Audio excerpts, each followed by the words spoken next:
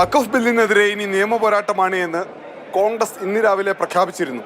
ഇതിന് പിന്നാലെയാണ് ബീഹാറിൽ നിന്നുള്ള കോൺഗ്രസ് എം പി മുഹമ്മദ് ജാവേദ് ഹർജിയുമായി സുപ്രീം കോടതിയെ സമീപിച്ചത്. വഖഫ് ബില്ല് ഭരണഘടനാ വിരുദ്ധമെന്ന് ഹർജിയിൽ ചൂണ്ടിക്കാട്ടുന്നു.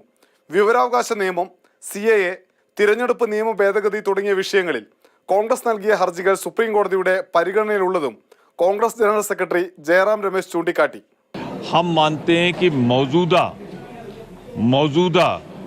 जो पारित हुआ है लोकसभा राज से ये अनकॉन्स्टिट्यूशनल है, तो हम उस पर अध्ययन करने के बाद कदम उठाएंगे और हम कोई असंवैधानिक कार्य न करेंगे और न चाहेंगे देश में. പാർലമെന്റ് പാസാക്കിയ വഖഫ് ഭേദഗതി ബിൽ രാഷ്ട്രപതിയുടെ അംഗീകാരത്തിനായി കൈമാറിയിട്ടുണ്ട്.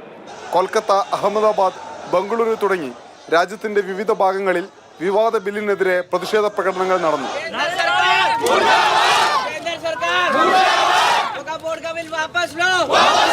വഖഫ് ഭേദഗതി ബില്ലിലെ ചില വ്യവസ്ഥകളെ പിന്തുണച്ചത് പാർട്ടി എടുത്ത നിലപാടാണ് എന്ന് ജോസ് കെ മാണി വിശദീകരിച്ചു.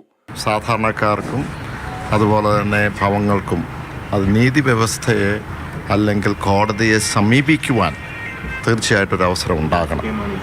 ആ ഭാഗമാണ് മാത്രമാണ് നമ്മൾക്ക് അതിനുവേണ്ടി അനുകൂലിച്ചത്. DMK, മുസ്ലിം ലീഗ് തുടങ്ങിയ പാർട്ടികളും വരും ദിവസങ്ങളിൽ വഖഫ് ഭേദഗതി ബില്ലിനെതിരെ നിയമപോരാട്ടം നടത്തും. മുസ്ലിം വ്യക്തി നിയമ ബോർഡിന്റെ നേതൃത്വത്തിൽ പ്രഖ്യാപിച്ച ദേശവ്യാപക പ്രക്ഷോഭത്തോടും സഹകരിക്കാൻ മുസ്ലിം ലീഗ് തീരുമാനിച്ചിട്ടുണ്ട്. ഡൽഹിയിൽ നിന്ന് അനൂപ് ദാസ്, മാതൃഭൂമി ന്യൂസ്.